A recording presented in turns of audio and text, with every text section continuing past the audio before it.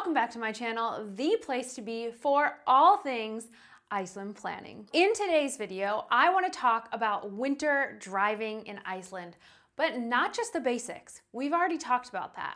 I really want to dig into the safety of driving yourself around Iceland in the winter. Because here's the thing, winter is not winter. Conditions, temperatures, weather, everything changes based on where you are. Just your location throughout the country could bring drastically different weather conditions. So you have to be ready for anything. In the past few weeks, there's been some crazy, tragic stories in the Icelandic news. Cars that rolled into the ditch, tires that got frozen to the road, people stuck in a blizzard, and more.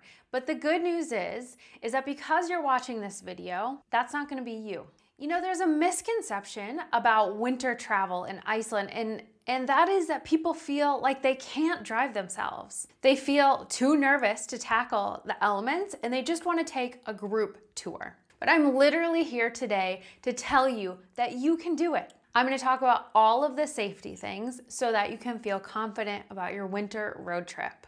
I reached out to my community on Instagram and I asked you guys what it is that you're concerned about and what questions you have about driving in the winter. So stay tuned to the end of the video where I answer those questions and also give you a very special discount so that you can save money on your Iceland vehicle rental. I am so excited to dive into this topic, but before we get started, I want to make sure that you are subscribed to this channel, because every week I release a new video about Iceland planning and I want you to have the best source of information for your trip. All right, it is 9 a.m., still dark outside because winter in Iceland, but all the gear is loaded up in the car. We are headed off to West Iceland. It's time for a road trip.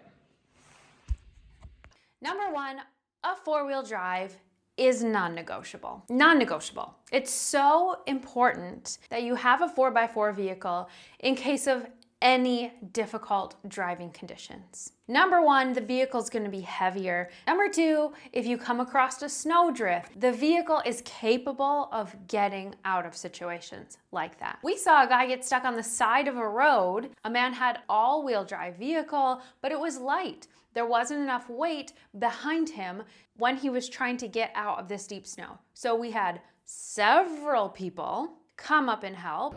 Our nice friends at Troll stopped their bus. Everyone got out to try and help with the situation. This took a good 30 minutes. So I can promise you do not want to be in that situation. It's a good thing we were on a main road and that people were stopping and helping, but a four-wheel drive would have been able to just pop right out of there. One thing that I love is that Blue Car really equips their vehicles well for winter. So for example, all of their vehicles will have studded tires. That's amazing. So they give you this pamphlet when you pick up your vehicle, and inside it has a phone number that you can call 24/7 in case you break down. So obviously you can see Blue Car is taking a lot of precautions to make sure that you're safe before you even leave the parking lot. The other thing to note is Blue Car is a local Icelandic company, and so they know the road conditions. They know what you're about to get yourself into, and they're only renting vehicles that are equipped for these roads.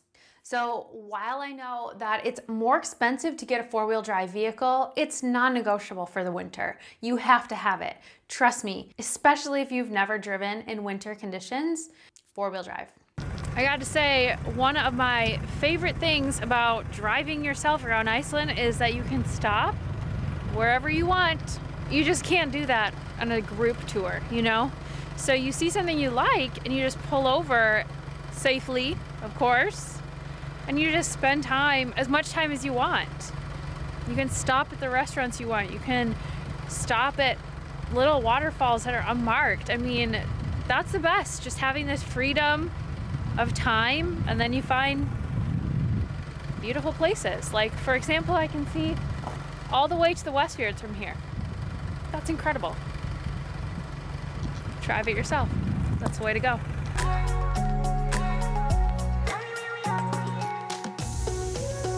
Another thing that you have to have is Wi-Fi. First and foremost, you're out in the middle of the Icelandic wilderness. It's snowing, it's windy, it's all of those things. And you need to be able to have at your convenience the website checkers that I say you have to check every morning and throughout your day. So before we headed out today, I checked a couple of websites just to get some clarification on the weather and road conditions. So first up it's called Weather, which is our local weather app. They just update the site very, very regularly. So we are on the southern part of the Snaefellsnes Peninsula, which doesn't currently have a weather alert. Last night before we went to bed, it was a yellow alert for the whole peninsula. So this morning when we woke up, we thought that we'd be safe to at least travel around a bit. I know that it's going to be still high winds. At least it doesn't say no travel. You can also see the written warnings up here, and if you need to switch the site to English, click on the language up here. Another website I always check is called safetravel.is. When you click onto their website, you'll see some options here. I always click in this top left-hand corner where it has the warning sign and a number. That will bring up the alerts and the warnings for today. And the last one here is storm and heavy rain for all of Iceland until 3 p.m. So this applies to where we're traveling right now. This means that we have to be very cautious of our travel condition. And another one, very, very importantly, is called road.is. This is the website that you will use when you're checking if the roads are open or closed, first of all, but then also slippery, snowy, anything like that. So I'm going to click into where we're traveling. We started on, like I said, the southern part of the peninsula, so you can see that the road is green, so it's open, up into a point where it's orange. If we scroll down here, we can get the legend here, so that's spots of ice. Okay, just still means that it's open, but you have to be careful. In the north part of the peninsula, there is a road that's closed. So between Stikkishomer and further east, that road is closed. You can't access that road. So road.is is your go-to for seeing your route for the day. The last thing I check is my Google Map. So if you have my ebooks, then you'll know that this is such a good resource for all of the things for Iceland.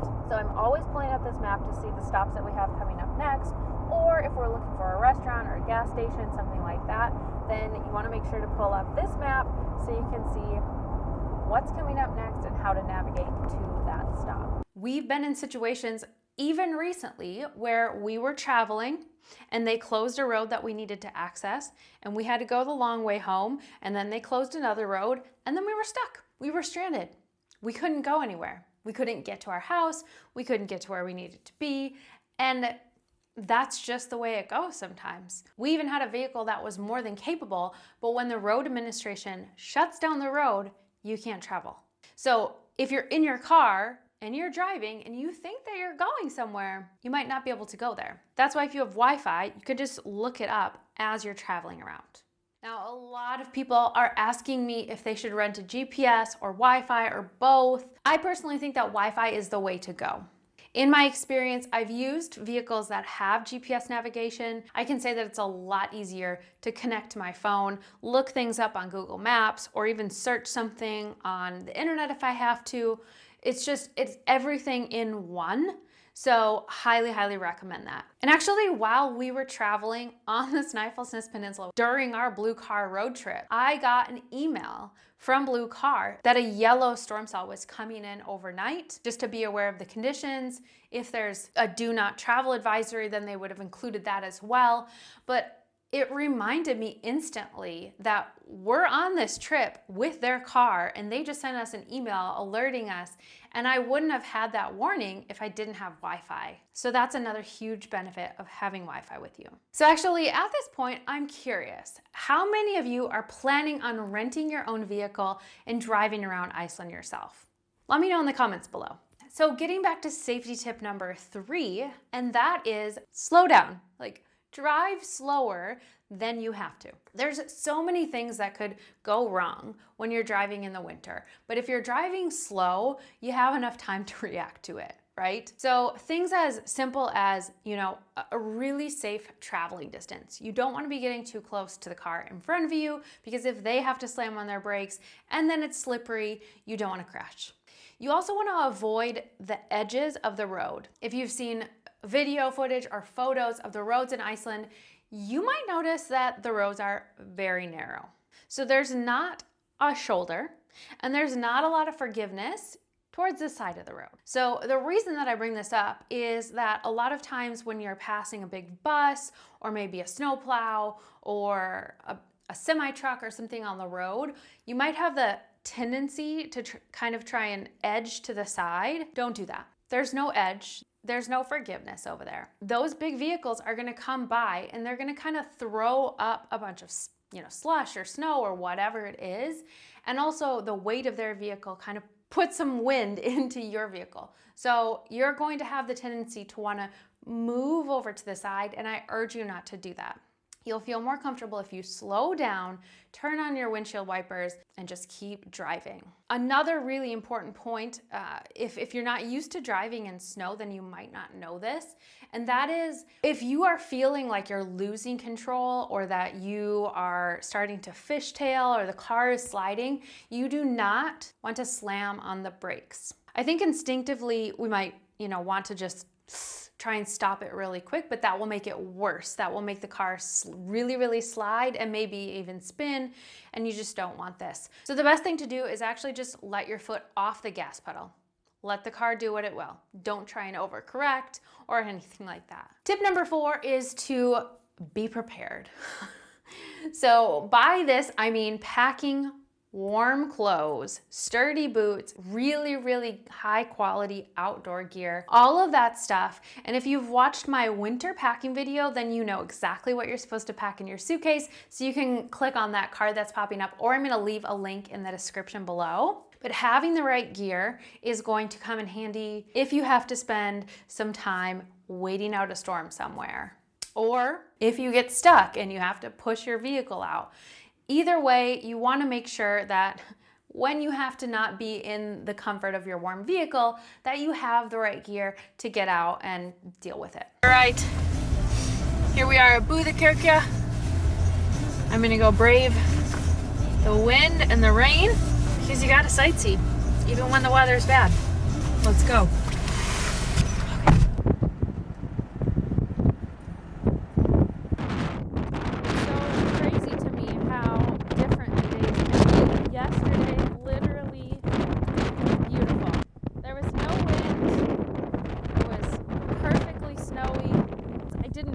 Rain gear. I didn't need anything to be waterproof.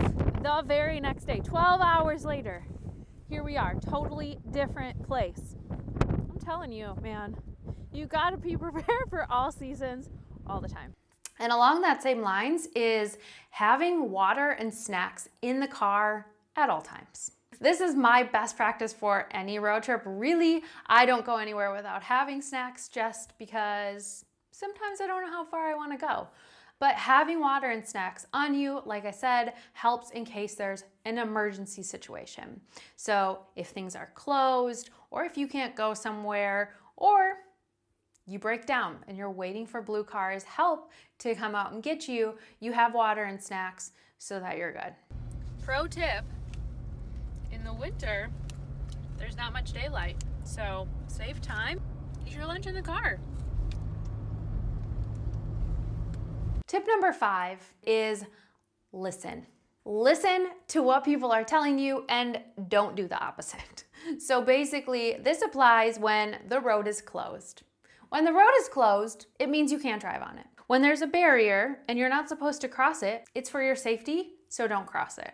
If there's a snowstorm that's coming in and it's an orange alert and they're telling you not to travel, don't travel just because you have hotel reservations somewhere else. Who cares? Sometimes you have to lose out on a couple $100s in order to stay safe. And I really say this with so much love in my heart because I have heard just awful stories this winter. Awful stories that I don't want to hear again, especially when it comes to you guys. Every Friday I write an email to my community, and in that email, I always give the updates that happen in the news that week. For the past several weeks, as many back as I can remember, I've had to tell them about some crazy situation that happened in Iceland. I don't like telling those stories. And I don't want you to be that person that has to experience those things, have a negative association with Iceland. I mean, this is your trip. This is your vacation. So take these warnings seriously.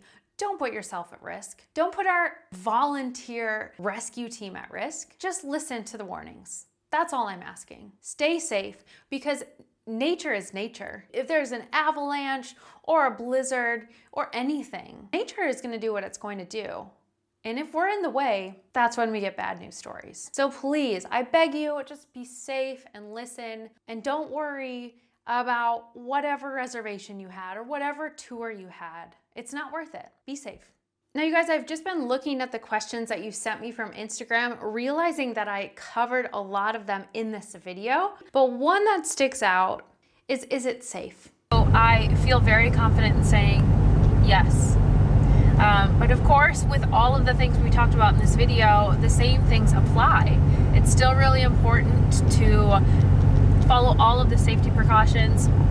You have to know where you're going, how long it's going to take to get there, any stops along the way that you're going to need to make. Obviously, you don't have a navigator, so you just have to drive yourself. But I drive around Iceland by myself all the time.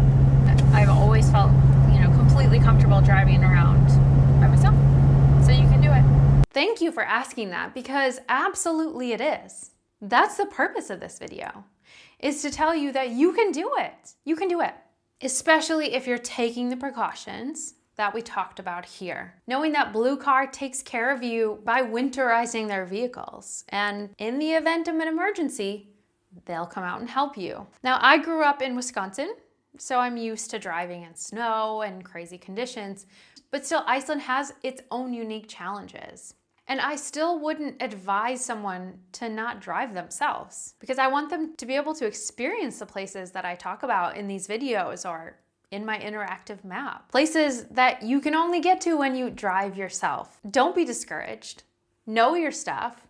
Follow the rules in this video and you'll be fine. In the beginning of this video, I mentioned that you can get a discount off your vehicle rental. So I'm very honored that Blue Car offers a discount specifically for my followers. So all you have to do is check below in the description box to grab the code, enter that at checkout, and you can save money. That's amazing. This is really important because obviously when you rent a four-wheel drive vehicle for your winter trip, it does bump up the price a bit. But having a discount code like this really helps. I hope you learned something from this video, and if you're looking for more resources, then check out these videos popping up on the screen. And also, I would really appreciate it if you give this video a thumbs up, and don't forget to subscribe. I'll see you guys next week for another Iceland video, but until then, happy planning.